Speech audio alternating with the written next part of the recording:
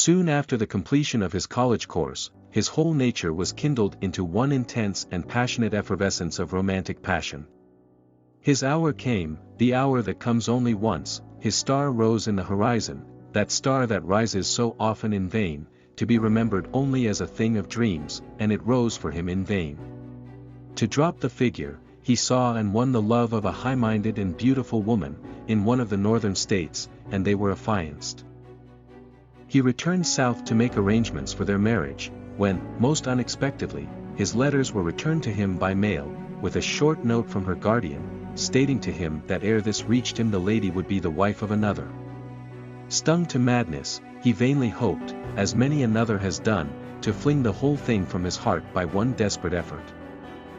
Too proud to supplicate or seek explanation, he threw himself at once into a whirl of fashionable society, and in a fortnight from the time of the fatal letter was the accepted lover of the reigning belle of the season, and as soon as arrangements could be made, he became the husband of a fine figure, a pair of bright dark eyes, and $100,000, and, of course, everybody thought him a happy fellow.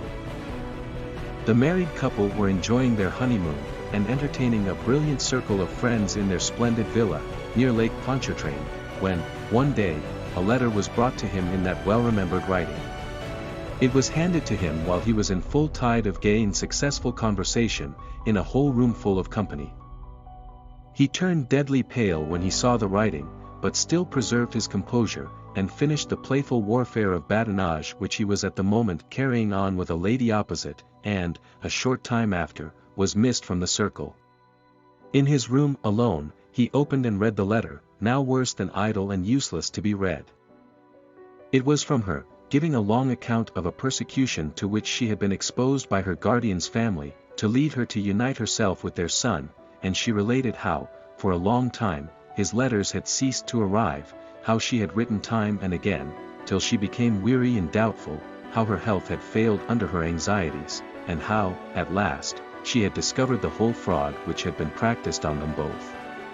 The letter ended with expressions of hope and thankfulness, and professions of undying affection, which were more bitter than death to the unhappy young man.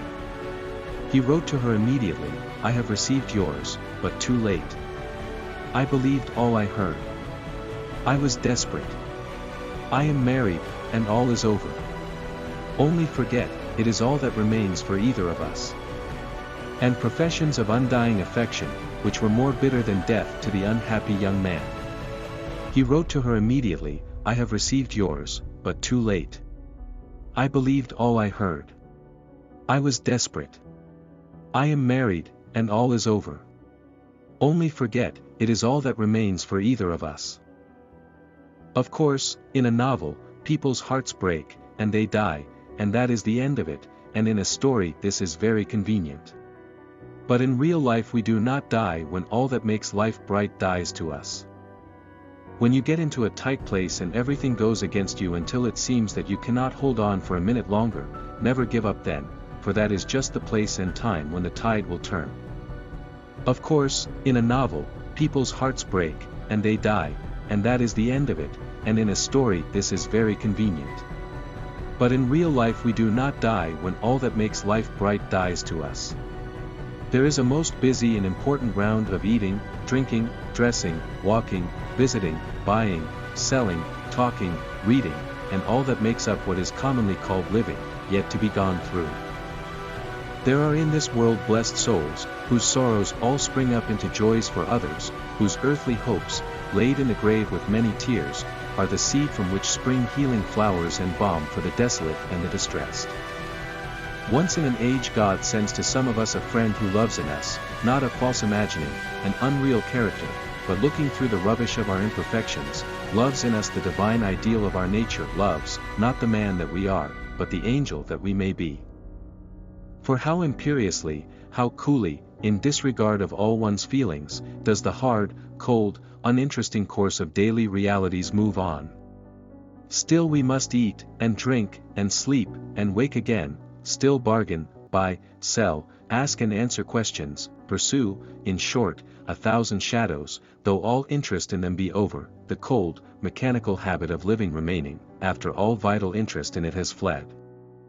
Religion. Is what you hear at church religion? Is that which can bend and turn, and descend and ascend, to fit every crooked phase of selfish, worldly society, religion? Is that religion which is less scrupulous, less generous, less just, less considerate for man, than even my own ungodly, worldly, blinded nature? No. When I look for religion, I must look for something above me, and not something beneath.